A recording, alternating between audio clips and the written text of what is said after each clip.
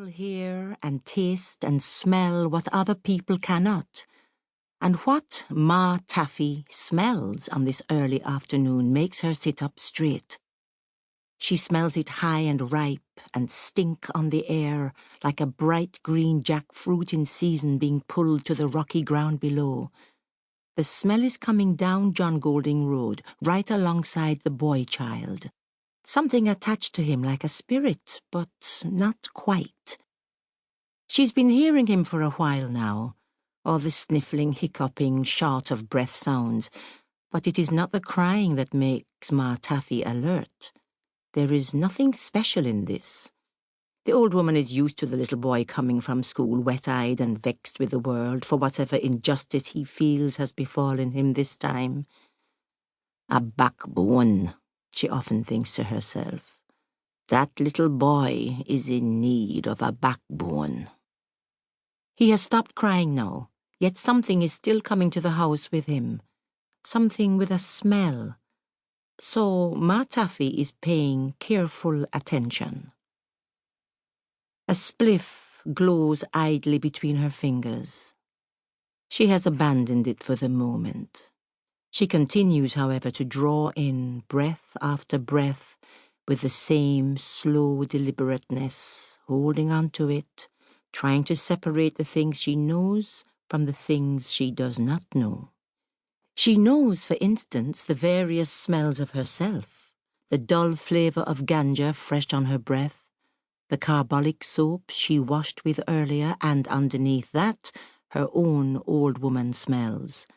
She knows the smell of the wooden house behind her, of the zinc fence rusting slowly, of the chicken coop round back, and even the smell of each of the 5 hens separate from the rank smell of the rooster. She can smell the mangoes and the cherries and the Otaheite apples ripening together, and then all the vague but distinct everyday smells of Augustown, coal fires burning, turn cornmeal turning, crack rice boiling, the sweat of black women standing over pots, the sweat of black men standing in the streets. And then, there it is. Behind all of it, something else. A smell slightly sour, but tight and choking, like rats.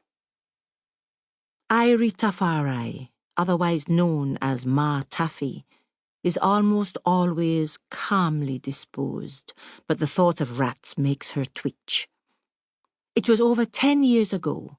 They had been breeding in the roof, a whole colony, rat mama and rat papa having plenty rat picnic, and those plenty rat picnic having even more rat picnic, and it had created that smell, thin and sour and choking. There were nightly scuttling sounds, and before long, rat shit started to drizzle around the house like a small, intermittent rain. Ma Taffy should have known long before the terrible thing happened that it was going to happen. On that night, she had been dreaming of a whistling sound. It was all around her. The whistling grew into a moaning. She opened her eyes, but it was so dark that she couldn't see the ever-expanding belly of the ceiling, how it was creakily reaching towards her. But she heard, above the moaning, the frantic rats shrieking, hissing, swearing, chattering. The roof gave out with a pop, and she finally saw them, hundreds of the snake-tailed rodents falling towards her, scrabbling the air, their beady eyes shining red in the dark. Strange, Ma Taffy sometimes thinks, how a coming utter collapse had made her open her eyes wide in anticipation instead of closing them for protection. The rats gouged out one eye completely and badly damaged the other. If she tips her head to a certain angle and looks out of the lower portion, she can manage to see a shadowy grey world. But this takes so much effort and reveals so little that Ma Taffy hardly does so. Instead, she has grown used to the darkness. Ma Taffy lifts the spliff back to her mouth. She's growing